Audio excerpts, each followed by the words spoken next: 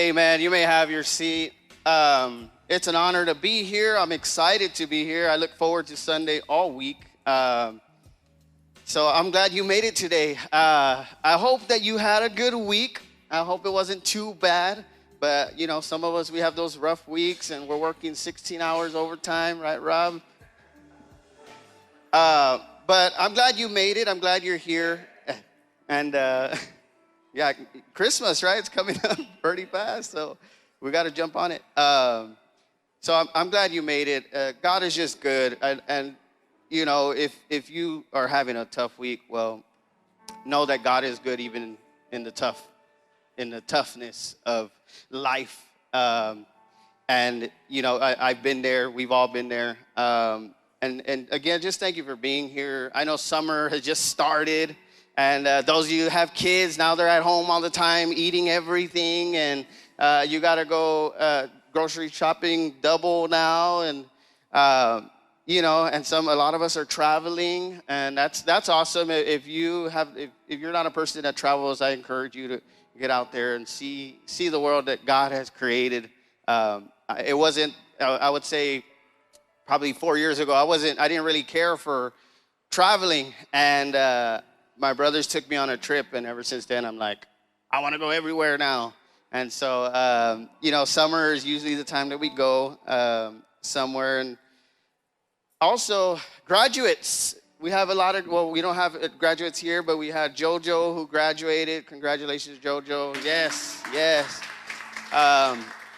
We see a lot of people, young youth that are graduating, and it's such an honor to see that happen. And you know, if you have someone that graduated, make them know, let them know it's a big deal. I don't know if it's that stress, to be honest.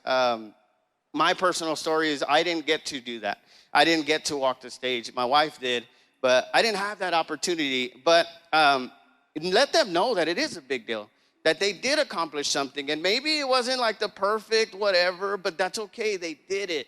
And so I was just talking to my brother Jose, who's JoJo's dad, and we were talking about how it's the next step and it's just the beginning of something that is new for him. And so that's exciting. Can't wait to see everyone who is going to be going to college or trade school or, you know, going into some sort of career path. So today we're going to be talking about walking by faith. And the sermon series is Transformation. And I'm just excited because the message today is for someone who is maybe struggling. You're going through something right now. There's a situation that you're going through, and you're needing for God to step in. The sermon is for someone that maybe you're not going through something, but you're about to. Maybe something's going to come up. So with that being said, that includes the word is for all of us here today. You know, I tell the youth all the time, I wish I could stop life from happening to you. I wish I could just protect you, but I can't.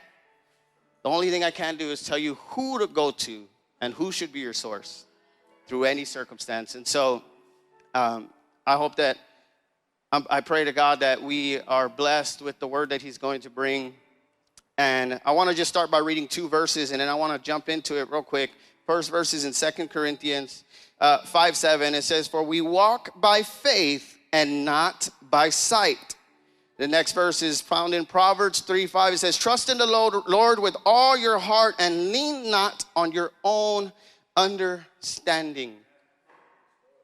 I was thinking about this movie that I enjoy. It's one of my top favorite movies, and it's called Big Fish. I don't know, have anyone ever seen it? Big Fish? Okay. Big Fish. I love the movie. If you don't know, I'll tell you real quick. Big Fish is about a father and a son's relationship. Well, the father went through life, and he went through some particularly odd things, like almost like unrealistic things. And he loves to talk about the story. One of the stories is that he caught a big fish with his wedding ring. That's how he was he got the fish. And then he has all these crazy stories. And he would just love to share them at camp and at this and at the weddings and all these events. And the son just kind of grew like, come on, Dad, like seriously, like that's unrealistic stuff. Like, why do you keep talking about that? And so the son just kind of grew bitter and had this sort of resentment because he went through life and he saw some things. And the stories that his dad told were pretty unrealistic. And so he had this perspective that, man, my dad was just lying to me all these years, and he continues to lie. At the end of I'm going to spoil the movie. So at the end of it, the dad's starting to get close to his time to pass, and the son's there with him, and the son starts investigating a little bit and starts to realize that, man, my dad was not lying. He did go through some stuff, some amazing stories, and even at the funeral, the people that he had shared, that he had met throughout his life, he shared that, and they showed up to the funeral, and the son was just in awe, like, man, my dad was truthful. But the perspective that the son had, I believe that we are there sometimes. We hear the word of God. We know that he can do miracles, and we hear that he does this, and we hear. But in my life, what I see is different. I don't see what they're talking about. I don't see the miracles. I don't see what God is doing. And so I could relate to the son, even though the dad had an amazing life, and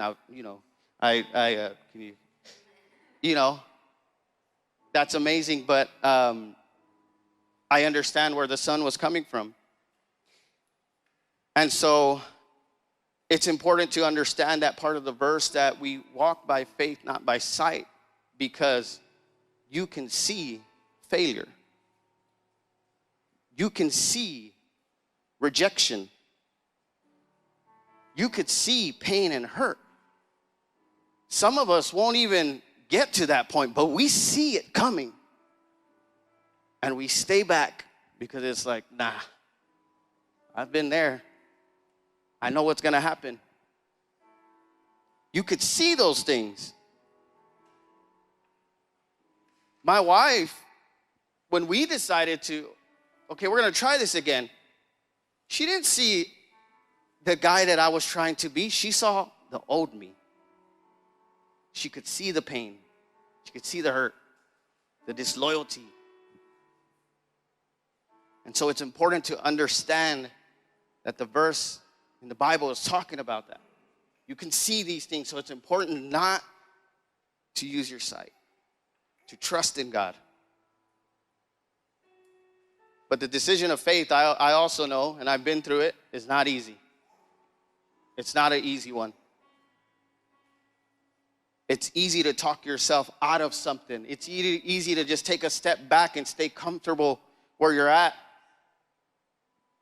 It's easy not to take that step of faith. So then the question that I ask now is, how does it become easier? I want to read a verse. It's found in Proverbs 3:5. I'm not sure we have it. If we do, but it says, lean not on your own understanding. Lean not on your own understanding. I found that very interesting because if you read the book of Proverbs, you'll actually find in other places that we are encouraged to seek understanding. So Proverbs 2:2, incline your heart to understand. Proverbs 2:11, understanding will guard you. Proverbs 3:13, blessed is the one who gets understanding. You see, there are certain things that you don't see, but God sees. There are certain things that you might see is going to not end okay, but God is saying, hey, I still got you. It reminded me of, I was at my house and my wife made me make her a pantry, and she didn't make me. I told her I'll make her a pantry, and I'm going to get it later. Anyways, so she wanted a pantry, and I said, let's do it. So I built the wall and start getting it going, and we got some guys doing stuff, and well, I need to make a door opening. There's a wall here. So I get my Sawzall, and I start going at it. I get to a point, and boom, all the lights turn off. Oh. Oops. I was like, that wasn't supposed to happen. Yeah, okay, so I'm like, okay, well, cool. So I finished opening the door because I'm like, well, I mean, might as well now. And I see this plug. It's on the wall. Nothing's wrong with it. But then I see this wire just sticking out. You see, what I saw was just no electricity. And I was like, I don't know what, I don't know, like I need lights. So I called Brother Wally, of course. Hey man, I messed up.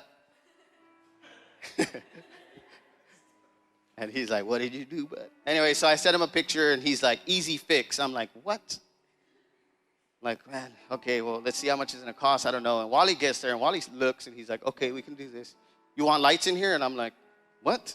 I just cut a wire. What are you talking? I just need this fixed. He's like, yeah, you want lights though? I can put a plug here. I'll put lights here. You see, my understanding of electrical, I tell Wally this, I'm not familiar with it. You know, I can change out a light bulb, but that's about it. If it don't turn on, then I don't know, it's broken.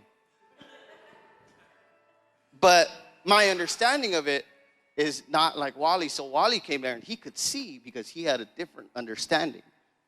He could see that we could put a plug here, we could put lights here, and he was trying to sell me, man. He was like, you want an AC? You want? Yeah. He was like, we can do this, we can do that. LEDs around here. Yeah, I was like, no, lights are good. No, but see, he saw something I didn't. And so it reminded me of that where, you know, sometimes my own understanding of things isn't the same as God's. God is seeing something way ahead.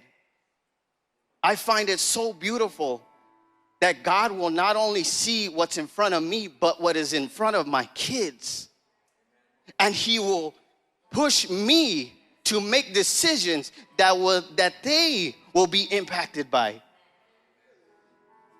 And then even further, and I see that and I feel that and and that's for you too. God is not just seeing, oh, let me make sure Mijo's okay, you know. You have to go through it just a little bit. Because there are kids that are counting on you. There are people in your circle of influence that are counting on you, and God needs to mold you for them. Don't just rely on yourself. I get it, man. Especially, man, this is for men. Man, I don't know what it is with us, man. It's tough for us sometimes to ask for help. It's tough for us sometimes to let someone else take control.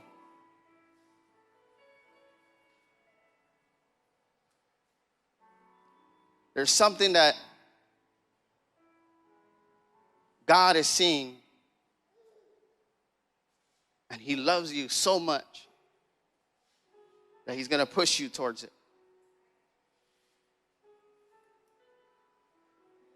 And God is just speaking non-stop.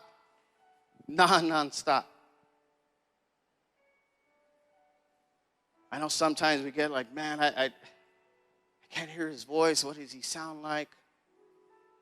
You see, you got to remember that God is the creator of all things. And he will use creation to speak to you. When I was in a bind, I called my brother who had a different understanding to fix the problem. I shared a story with the youth, and I may have shared it once before, but I shared a story that I had left a job site, and I was just upset. I was done. I was going to lose control. And I get in my truck, and I drive down the street. Right at the intersection, there was a plant store there. And the sign on the plant store said, "Stay planted." Yeah. Okay, God. All right, God. I see you. In the moment, I was like, oh, get to the stop. And I'm like, my mind's going racing. And I stay planted. Okay, God. Some of us here today, we might be needing some of that understanding. We might be needing some of that understanding throughout whatever circumstance you're going through. And I don't know what you're going through today. I tell the youth, if it's big to you, it's big to God. If it matters to you, it matters to God. Some of you might be waiting on a job. I don't know, you're trying to get out of a toxic relationship. I don't know. You're trying to heal from hurt, from pain. You're trying to work on your marriage. You're trying to, I don't know what it is.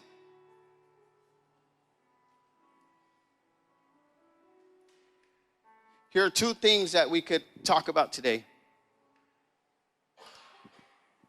that will help us walk by faith.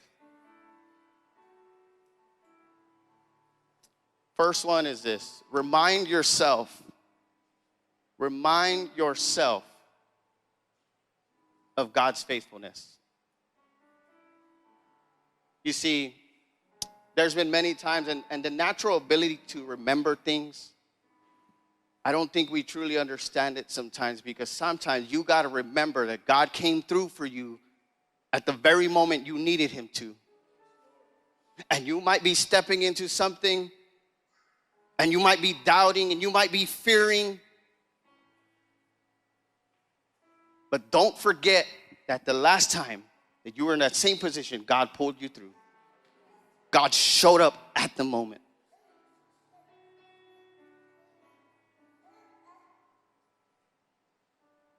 Remembering his faithfulness, reminding yourself of who he is and who he was then and who he is now. When I met my wife, we didn't just meet and, well, let's get married, you know. Maybe you probably wanted that with me.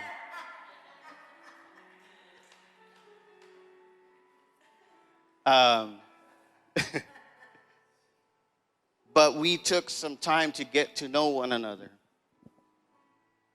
And we started to remember the things about one another. She started to remember things about me and my life. I would talk to her, and the things she would tell me, I would then remember. So when I saw pain in her eyes, I knew exactly where it was coming from.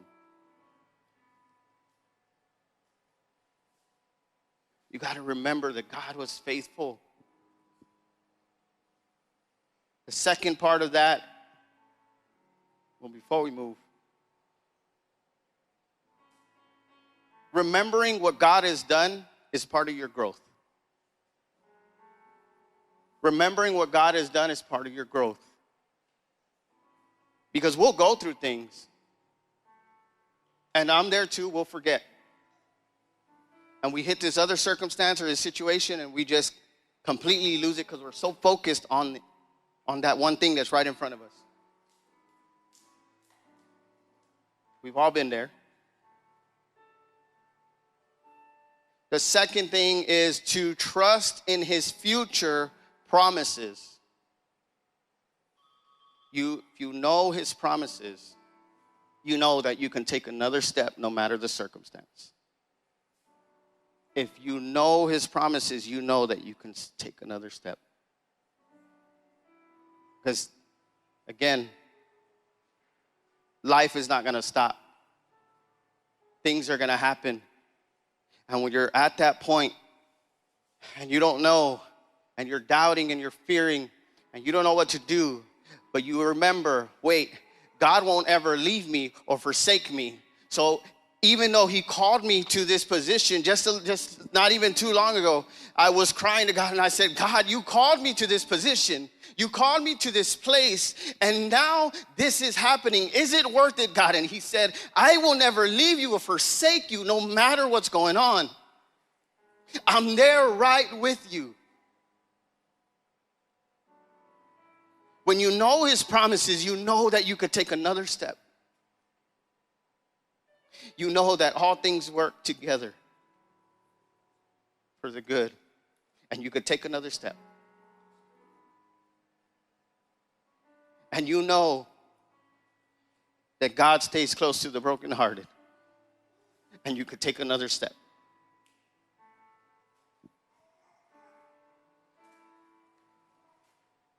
God is faithful in his promises.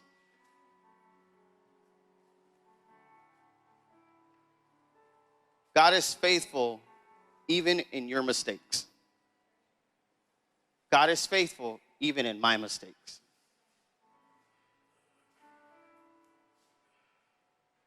I grew up in church. But there was moments in my life where I would mess up and I felt like, well, I messed it all up with God. That's it.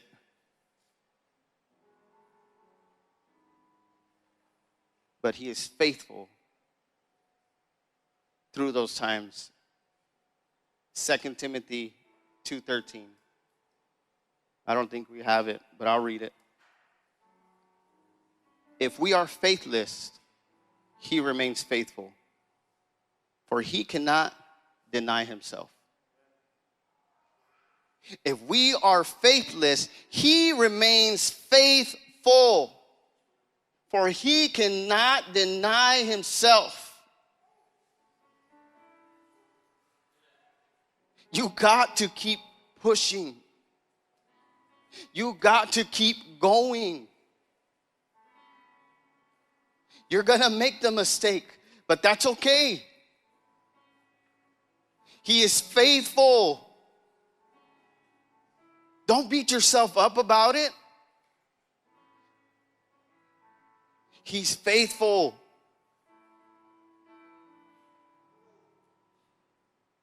It's his promises that will guide you. It's his understanding. When you're walking through the valley, you know that he is there with you and you could take another step. You don't have to stay where you're at. You don't have to be miserable. You don't have to take this load on you.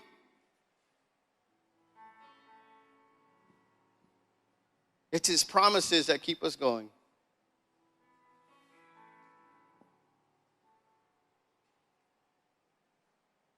I want to close with this.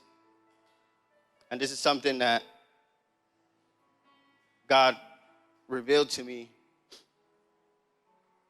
And it was a struggle for a long time. The last thing I have is when you cannot see the hand of God, trust his heart. When you cannot see the hand of God at work, trust in his heart. Trust in who he is. God is good. God is love. And that's where my trust is. Because often, and like I said, I've been through it, and I know I need to go somewhere, but I'm waiting. God, show me something before I go. Show me a little something. Give me something like a word or something, and then I'll move. And oftentimes he does. He does. I've seen it over and over. Right before I was going to be sent to jail, I could see God moving in that courtroom.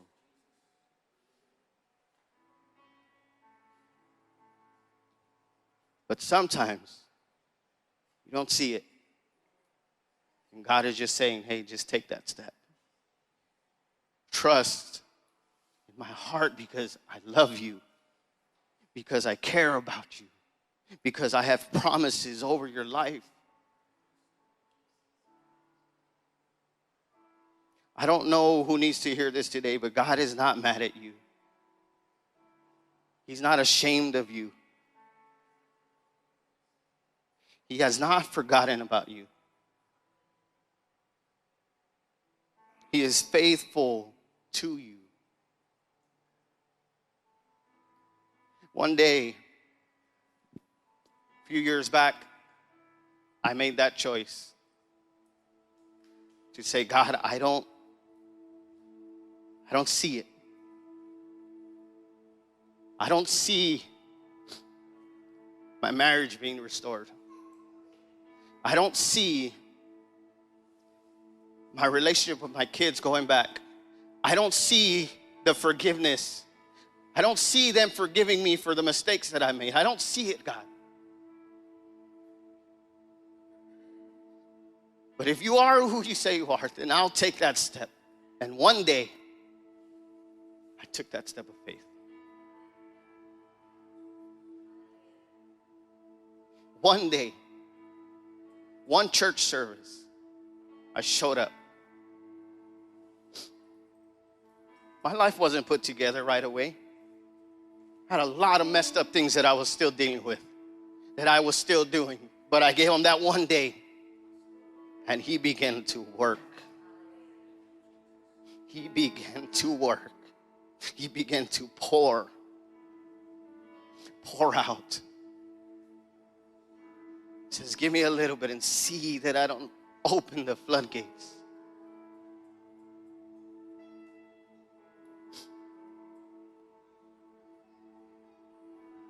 And then I gave him another day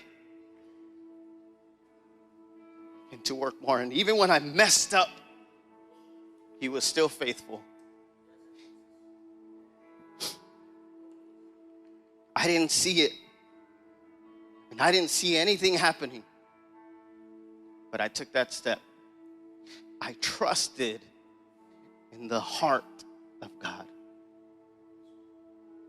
I trusted in who He is.